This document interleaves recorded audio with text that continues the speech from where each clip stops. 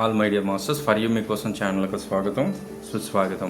ముందుగా మన గురువు గారైన శ్రీ బ్రహ్మర్షి పితామహ పత్రిజీ గారికి మన గురుమాతకు నా ఆత్మ ప్రణామాలు మాస్టర్స్.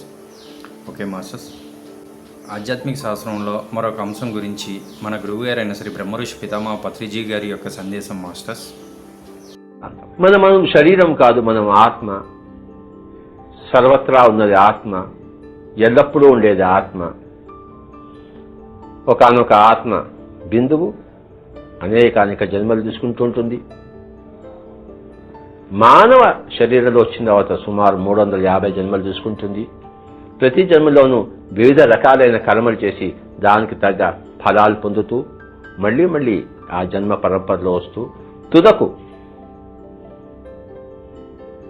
ఆధ్యాత్మిక శాస్త్రాన్ని అధ్యయనం చేసి తనను తాను తెలుసుకుంటుంది. ప్రతి ఆత్మ కూడాను సకల వైవిధ్యమైన ఆ యొక్క పాత్రలను ధరిస్తుంది. ఒక్కొక్క పాత్ర ఒక్కొక్క జన్మ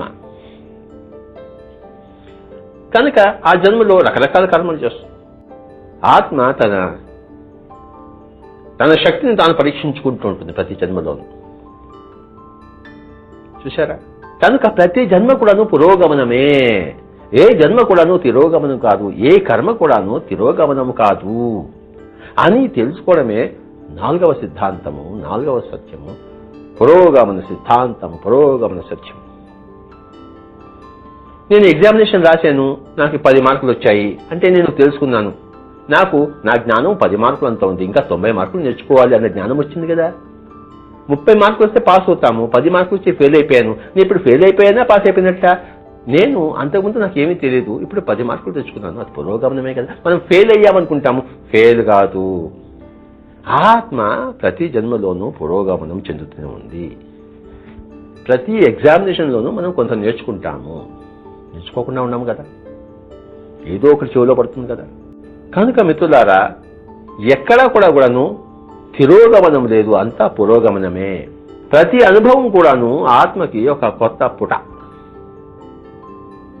విలన్ యొక్క అనుభవము, హీరో యొక్క అనుభవము, విలన్ యొక్క సహకారి యొక్క అనుభవము, ప్రతి అనుభవము ఆత్మ యొక్క పురోగతిలో ఒకనొక పుట.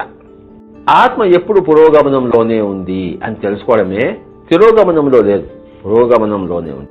ఏ ఆత్మ అయినా కానీ, ఎక్కడైనా కానీ, ఏ లోకంలో అయినా కానీ, ఏ సృష్టిలో అయినా కానీ, దీనిని పురోగమన సిద్ధాంతం అంటాం. ఇది తెలుసుకున్నప్పుడు హాయిగా ఉంటుంది.